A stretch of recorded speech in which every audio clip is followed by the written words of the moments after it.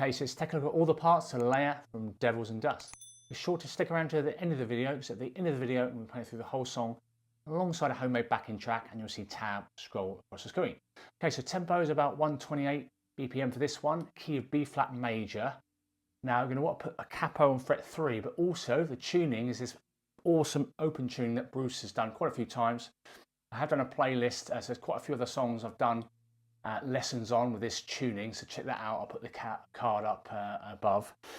So what you're going to do is going to put this E string down to a C, the A down to a G, and the E string down to a D as well. And it produces this really lush sound. Okay, and obviously double check once you've put the capo on, check the actual pictures. Sometimes the capo can stretch the strings. So that tuning again, E down to a C, A down to a G, and E down to a D. Cool. Okay, so let's take a look at the chords first. So basically we've got this open G chord. Okay, we're referring to the actual normal chord name rather than what's actually coming out because of the capo. So it's actually a B flat, but refer to it as a G. Okay, and then we've got a G add 9 chord. Okay, which is basically putting your middle finger on the 2nd fret of the G. Okay, then we've also got a C add 9.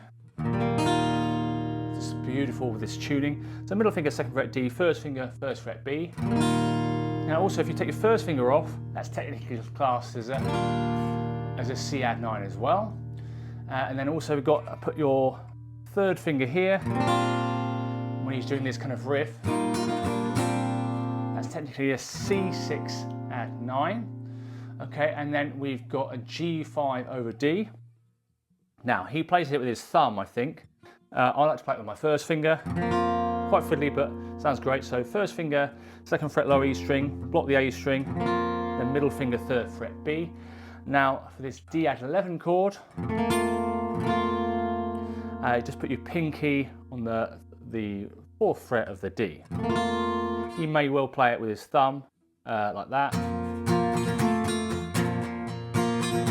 I just like to play it with my 1st finger and then the pinky there, okay? That's all the chords, so it's pretty straightforward there. What I'm also going to do now is put the song structure up on the screen. So hopefully that will allow you to break down all the individual sections. Any chords in brackets means there's more than one chord in that particular bar. And don't forget, these are all in the description down below, so you can copy and paste, put it in a Word file. Okay, so let's take a look at the intro first. Okay, the only difference between the intro and this kind of common 4-bar phrase that you're going to have in the breaks and the verses is at the very start you've got a chord note, whereas the rest of the time we're going to do is just going to go 2 8th notes.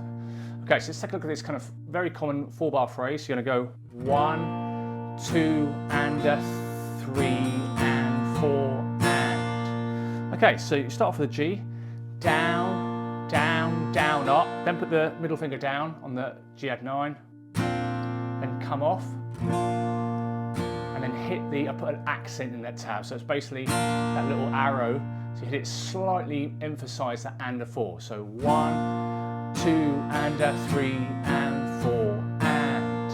Okay, then bar 2, more bassy notes here, 1, and 2, and 3, and 4, and then C add 9. Okay, so bar 2 again. You do the G, starts off exactly the same as the first bar, apart from you've got 2 8th notes, 1 and 2 and 3 and 4, and then C add 9 at the end of the bar, and then kind of same again, rhythms pretty much the same throughout the whole song, 1 and 2 and 1st finger off, and then 2 hits on the C6 add 9, and then back to the C add 9. And a 4, so bar 3 again, 1 and 2 and 3 and 4 and then bar 4, 1 and 2 and 3 and 4, and then goes back to the G. So I'll play those first 4 bars really slowly. So I'll do down and up strokes this time. So down, down, down, up, down, down, down, down, down, down, down, down, up, down.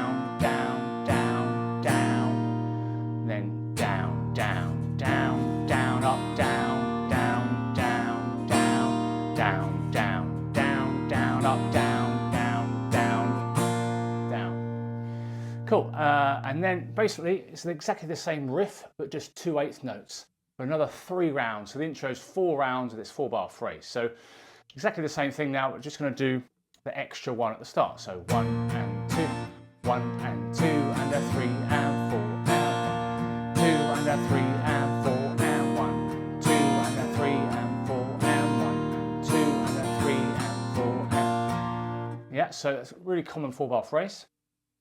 So those 4 bars I've just done, okay, so rounds 2, 3 and 4 of the intro are also the same for the verses. Okay, so you've got all 3 verses, do it twice round, that 4-bar phrase. And also you've got the first break, second break and third break, all exactly the same as well. So this 4-bar phrase is most of the song. And then you've got apart from the choruses, and then you've got the outro. It does fade out on record, so obviously I wanted to make it the backing track that I've made for this, quite a clean ending. So it's just 4 rounds instead of 2, okay? And then just end on a G. So that's pretty much the intro and the verses and the breaks and the outro. So the only other thing, 2 more things, is the choruses. So you've got 3 choruses, all pretty much the same, and also the middle 8 section. So let's take a look at the choruses. So really nice chords here.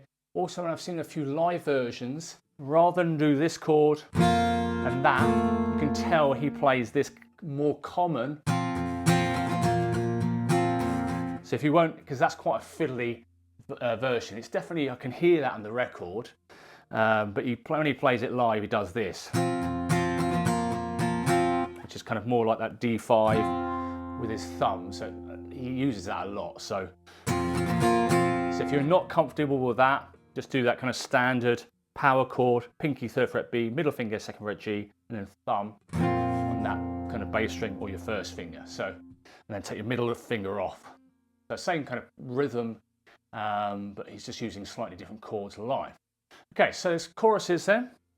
It's got this G5 over D, 1 and 2 and then pinky 4th fret D for this D at 11, 1 and 2 and a 3 and 4 and 1, 2 and a 3 and 4, then back to C at 9, and 1 and 2 and a 3 and 4 and 1, 2 and a 3 and 4, and then and 1 and 2 and a 3 and 4 and 2 and a 3 and 4 and 1, and then the riff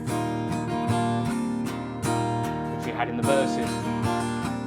And go back to the breaks after that. So fairly straightforward. Again, pretty much the same rhythm throughout the song.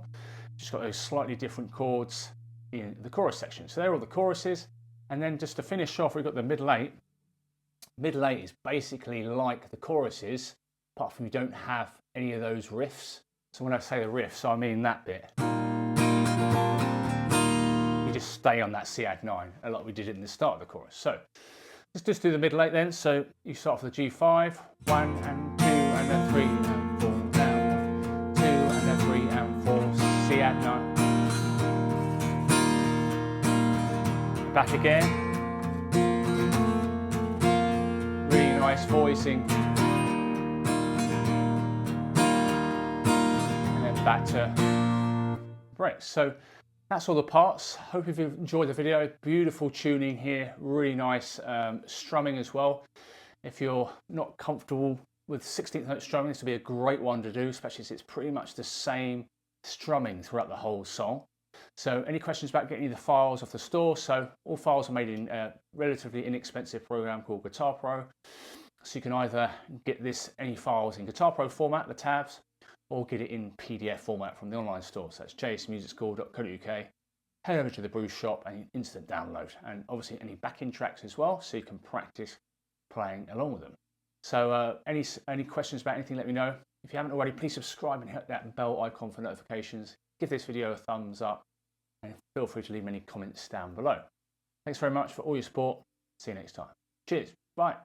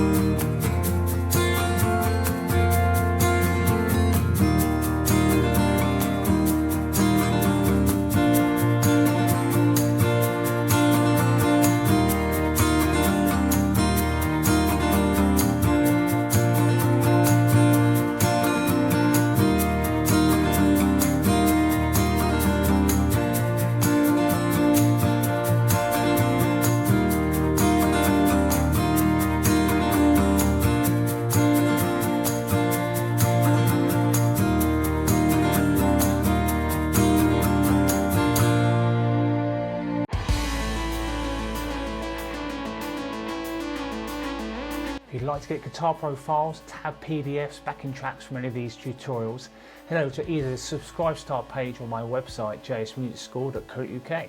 Remember to subscribe and hit that bell icon for notifications. Thanks very much, see you on the next one.